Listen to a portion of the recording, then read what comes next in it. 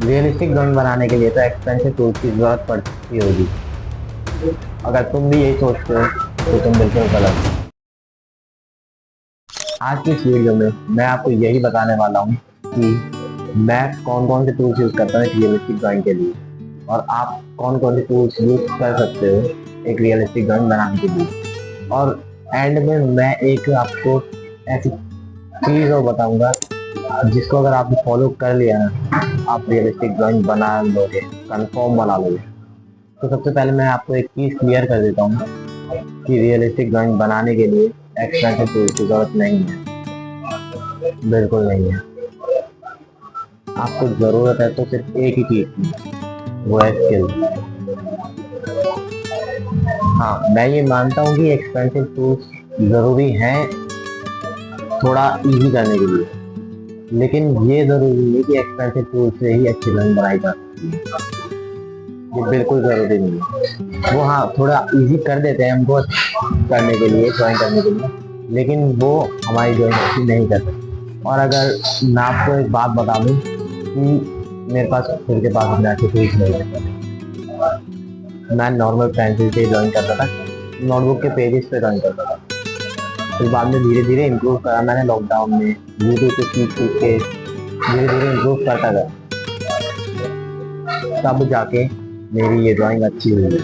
आप बिना स्किल के एक अच्छी ड्राइंग बना ही नहीं पाओगे, चाहे आप कितनी ही एक्सपेंसिव चीज़ें ले लो, नहीं बना पाओगे, बिल्कुल गारंटी के साथ कह रहा हूँ। जिन्होंने मेरी आर्ट जर्नी देखी होगी ना, उन्हें पता होगा कि मैंने कैसे ड्रॉ करा था, कैसे इम्प्रूव करा मैंने धीरे धीरे, तो ये सब उनको पता होगा। और अगर तुम्हें भी मेरी आर्ट जर्नी देखनी है तो यहाँ पे आई बटन पे क्लिक करके जरूर से देख लेना। अब टॉपिक पे आते हैं। सबसे पहले मैं आपको ये बता देता हूँ कि मैं कौन कौन से टूल्स यूज करता हूँ।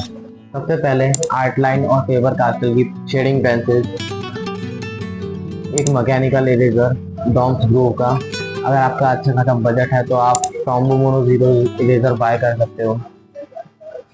साथ साथ एक नीडेबल इरेजर, एक नॉर्मल इरेजर 10-5 रुपए वाला, और एक शार्पनर भी 10-5 रुपए वाला, एक इलेक्ट्रिक इरेजर, और एक वाइट जेल पेन, और एक परफेक्शन इरेजर या फिर पेंसिल इरेजर बोल सकते हो। मैकेनिकल पेंसिल 0.5, 0.7 और 0.9 mm की, कॉटन बर्ड और ग्रेफाइट पाउडर। तो ये सब चीज़ें थी जो मैं यूज़ करता हूँ। और एक पेपर की बात करूँ तो मैं आइवरी पेपर A3 और A4 size 200 to 300 GSM use करता हूँ। साथ साथ आपको एक ये भी बता देता हूँ कि कौन से टूल्स आपके लिए ज़रूरी है एक रियलिस्टिक ड्राइंग के लिए। तो वो है शेडिंग पेंसिल, एक नॉर्मल इरेजर, या फिर नीडेबल इरेजर लेना चाहो तो वो ले सकते हो, एक मैकेनिकल इरेजर ले लो, वो भी ठीक रहेगा, और पेपर, और साथ साथ एक मेन चीज जो है स्किल। अब बात करता हूँ कि मैं शुरुआत में किस चीज़ की बात कर रहा था, और वो चीज़ सुनने के बाद तुम ये सोचना ही बंद कर दोगे कि एक्सपेंसिव टूल्स की जरूरत है रियलिस्टिक ड्राइंग के लिए। तो वो चीज़ है प्रैक्टिस और पेशेंस।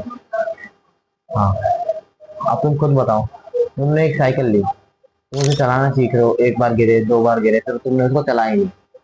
फिर थोड़े टाइम बाद तुमने अपने दोस्त के पास महंगी अच्छी खासी साइकिल देखी, तुमने भी जिद करी वो साइकिल लेने की, लेकिन तुमने उससे पहले साइकिल कभी चलाई ही नहीं थी, तो क्या तुम उस साइकिल को भी चला पाओगे? नहीं ना। यही सेम चीज ड्राइंग में भी है, बल्कि ड्राइंग में नहीं, हर चीज में है यही सेम चीज। Practice makes man perfect. किसी ने कहा है मुझे उससे डर नहीं लगता जिसने 1000 चीजें सीख रखी है, मुझे डर उससे लगता है जिसने एक एक चीज को 1000 बार करा है।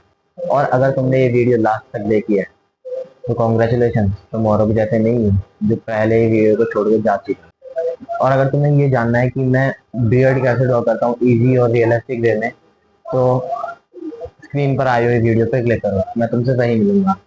बाय।